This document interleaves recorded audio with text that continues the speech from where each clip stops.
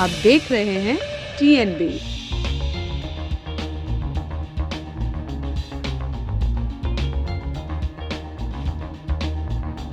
बिहार राज्य को अलग पहचान मिले तो आज 110 साल हो गए, लेकिन 22 मार्च को बिहार दिवस मनाने का चलन 10 साल पहले ही शुरू हुआ है।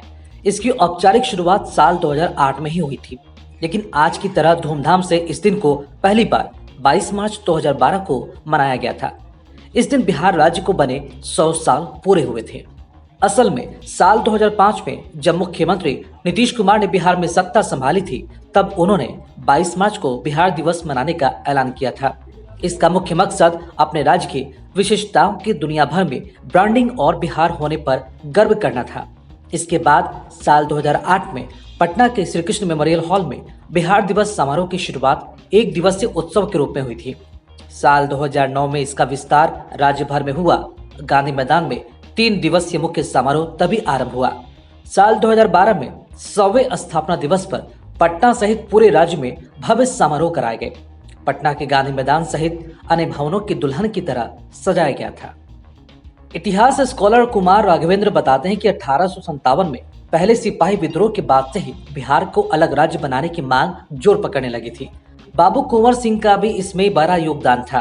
साल 1912 में अंग्रेजों ने बंगाल का विभाजन कर बिहार नाम का अलग राज्य बनाया।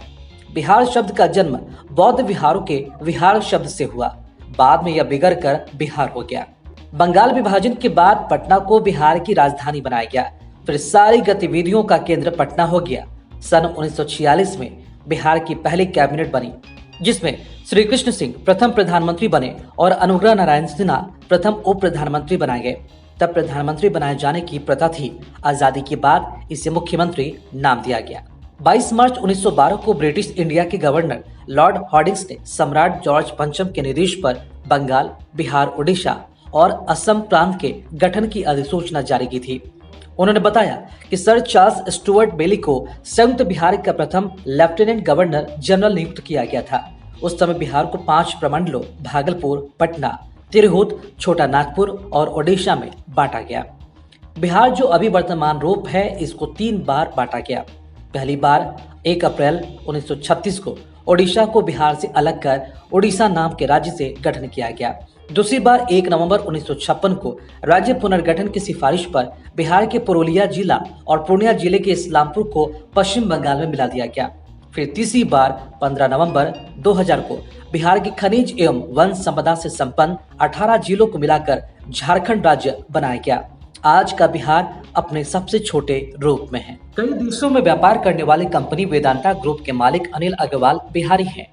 वेदांता रिसोर्सेज PLC के संस्थापक अनिल किसी समय स्क्रैप डीलर हुआ करते थे। पटना की मिलर हाई स्कूल में पढ़ाई पूरी कर विश्वविद्यालय में पढ़ने के बजाय उन्होंने अपने पिता के बिजनेस को प्राथमिकता दी और एल्यूमिनियम कंडक्टर बनाने में जुट गए। सन 1970 में उन्होंने कबाड़ की धातुओं की ट्रेडिंग शुरू की। 1980 के दशक में उन्होंने स्टारलाइट इंडस्ट्रीज की स्थापना कर डाली। स्टारलाइट इंडस्ट्रीज 1990 के दशक में कॉपर को रिफाइन करने वाली देश की पहली प्राइवेट कंपनी बनी। यही कंपनी आगे चलकर वेदांता रिसोर्सेज लिमिटेड व अब वेदांता ग्रुप बन गई है। बिहार के डॉक्टर आशीष झा ने अमेरिका में बिहार का परचम लहराया। मधुबनी जिले के पुरसौलिया गांव के डॉक्टर आशीष झा अमेरिकी राष्ट्रपति जो बाइडेन के कोविड कोऑर्डिनेटर हैं। वे 5 अप्रैल को जिम्मेदारी संभालेंगे। बिहार के बेटे को अमेरिका में यह सम्मान मिलना बड़ी बात है। अमेरिका में प्रमुख लोक स्वास्थ्य विशेषज्ञों में से एक के रूप में उनके कार्यों की प्रशंसा के बाद उन्हें ये जिम्मेदारी सौंपी गई है। उन्होंने कैलिफोर्निया यूनिवर्सिटी से आंतरिक चिकित्सा में प्रशिक्षण प्राप्त करने के बाद हार्वर्ड मेडिकल स्कूल से MD की उपाधि हासिल की।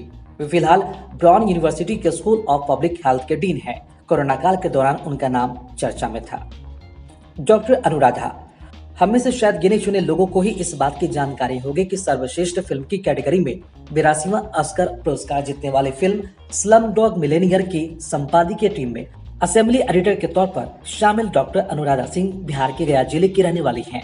पिछले 14 वर्षों से फिल्म निर्माण और संपादन के क्षेत्र में अपनी अहम उपस्थिति दर्ज करवा रही डॉक्टर अनुराधा प्रचार प्रसार से अधिक पूरी निष्ठा और लगन के साथ अपना काम करने में यकीन रखती हैं। उनका मानना है, यदि आपका काम गुणवत्तापूर्ण है तो आज नहीं तो कल लोग आपके बारे में जान ही जाएंगे।